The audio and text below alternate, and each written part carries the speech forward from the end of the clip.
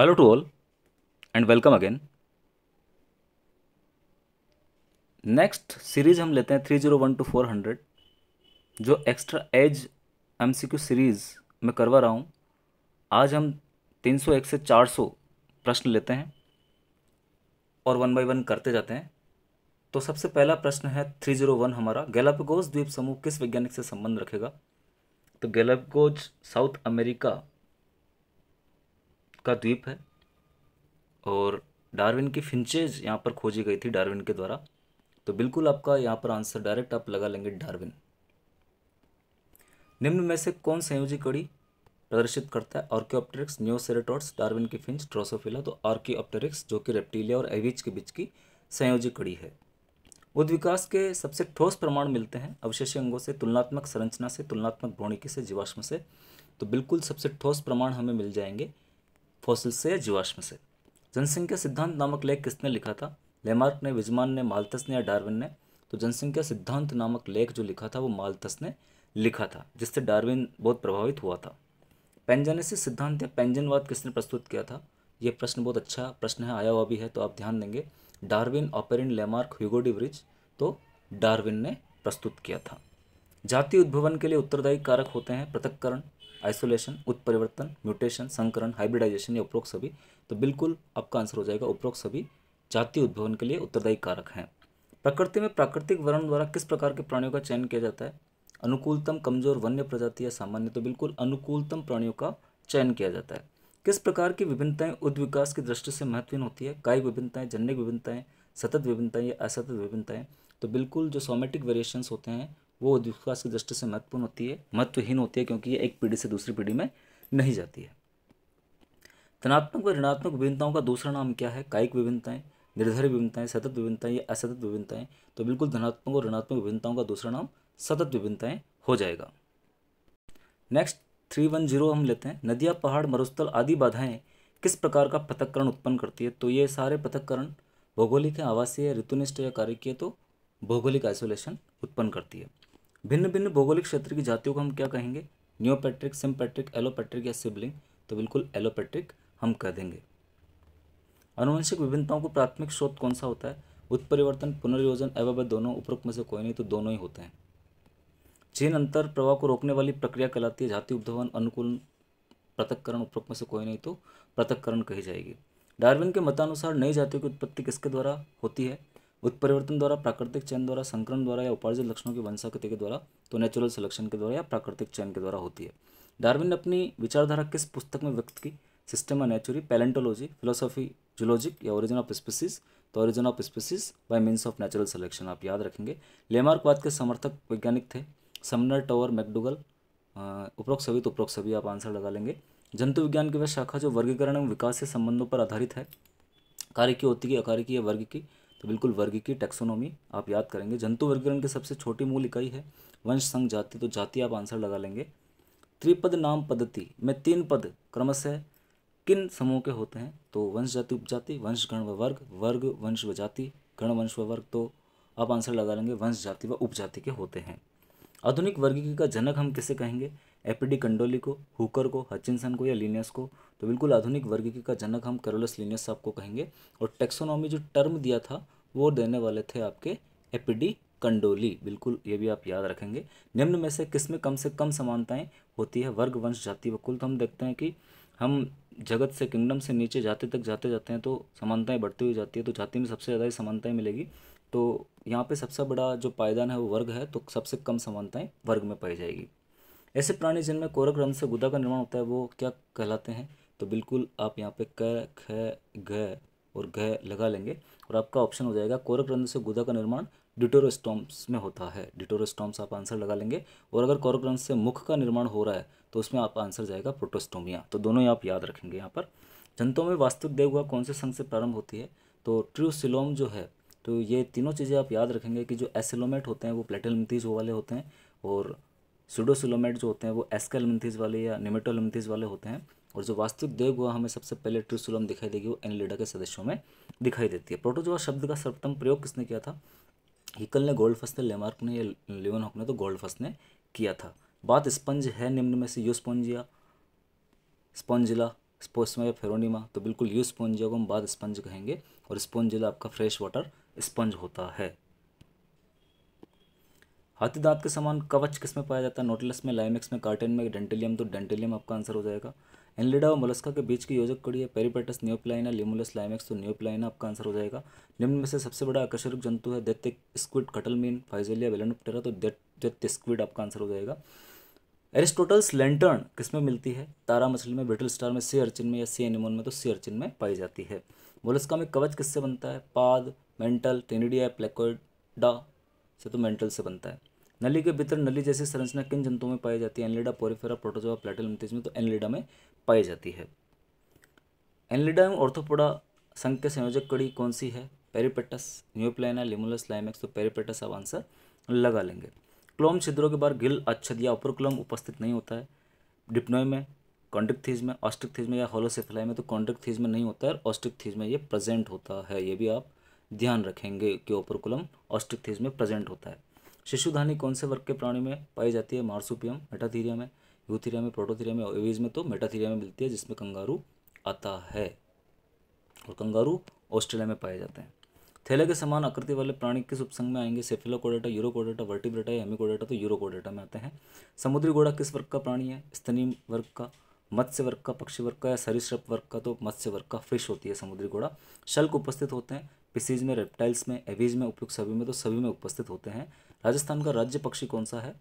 गजेला, गजेला, घोड़ावन, मोर, उपयुक्त सभी, तो बिल्कुल राजस्थान का राज्य पक्षी द ग्रेट इंडियन बस्टार्ड घोड़ावन, और इसका साइंटिफिक नेम होता है कैरियोस्टिस नाइग्रिसेप्स। ये भी आप थोड़ा ध्यान रख लेंगे। कैरियोस्टिस नाइग्रिसेप्स इसका साइंटिफिक नेम होता है कैरियोस्टिस नाइग्रिसेप्स, या आप चेरियोस्टिस नाइग्रिसेप्स भी बोल सकते हैं। प्रोटोजोआ संघ के जंतुओं में शारीरिक संगठन का स्तर पाया जाता है? कोशिकीय वाला, जीवद्रव्य वाला, उत्तक अंग वाला, या अंग तंत्र वाला, तो जीवद्रव्य वाला पाया जाता है।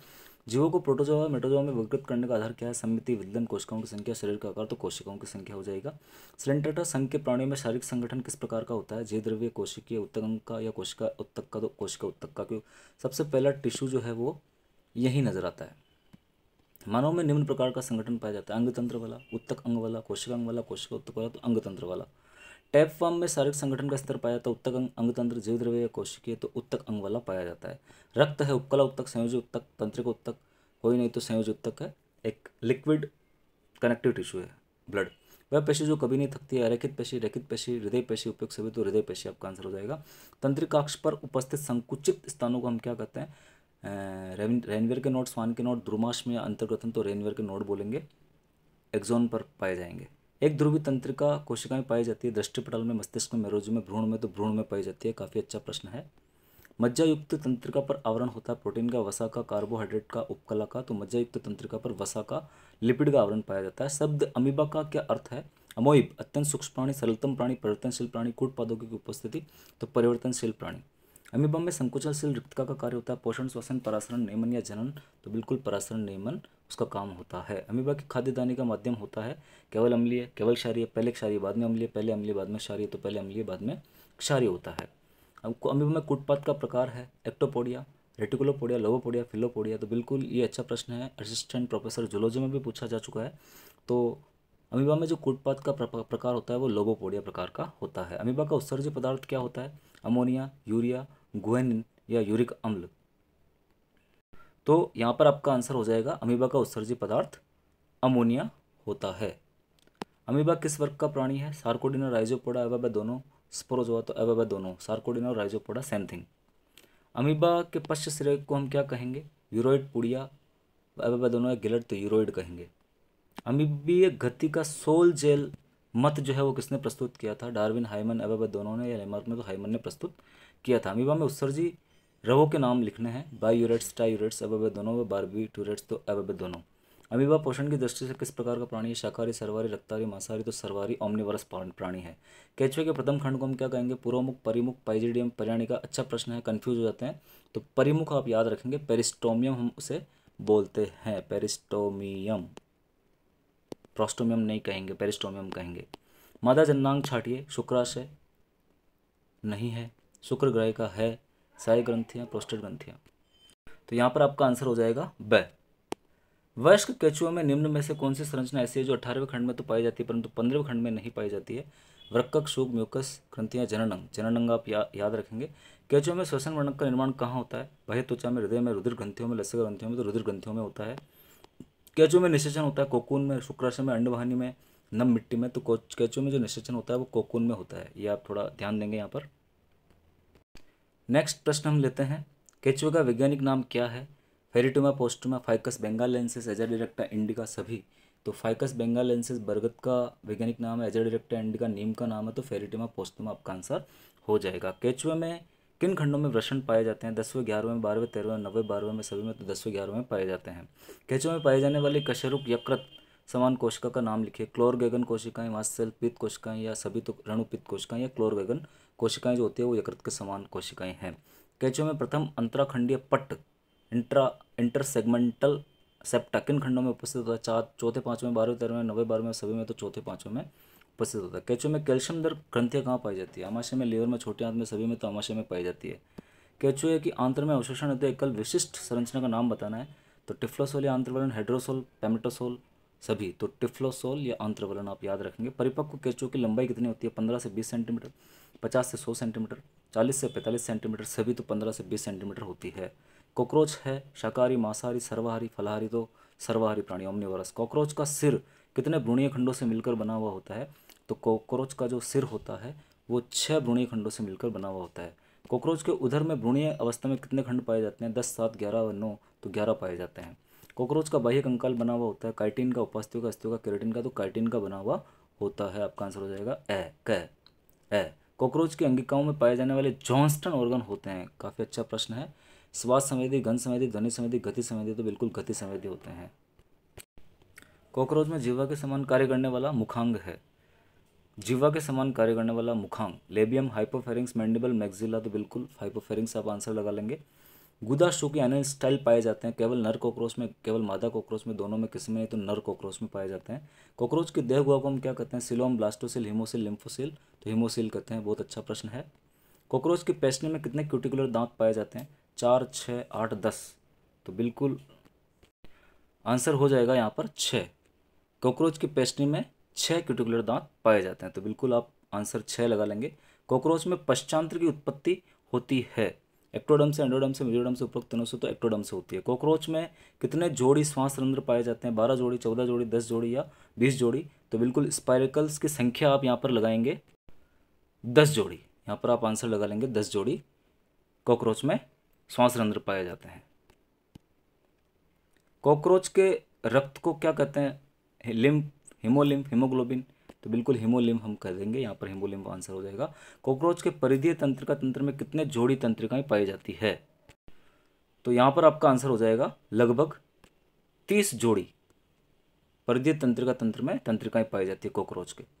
कॉकरोच में मुख्य उत्सर्जी पदार्थ होता है यूरिया, अमोनिया, अमीनो अम्ल, यूरिक अम्ल? तो यूरिक अम्ल मुख्य उत्सर्जी पदार्थ होता है। कॉकरोच में उत्सर्जी अंग है मेलपिगी कोशिकाएं, वसाकाय कोशिकाएं, यूरिकोज ग्रंथियां? उपरोक्त सभी? तो उपरोक्त सभी। अच्छा प्रश्न है। सभी उत्सर्जी संरचनाएं हैं कॉकरोच की। कॉकरोच में इक्डाइसिस को नियंत्रित करने वाला इक्डाइसोन हार्मोन कहाँ से स्रावित होता है? कॉर्पोरा एलर्टा से, तंत्रिका स्रावी कोशिकाओं से, प्रोथोरेसिक ग्रंथियों से, मस्तिष्क के? तो प्रोथोरेसिक ग्रंथियों से स्रावित होता है।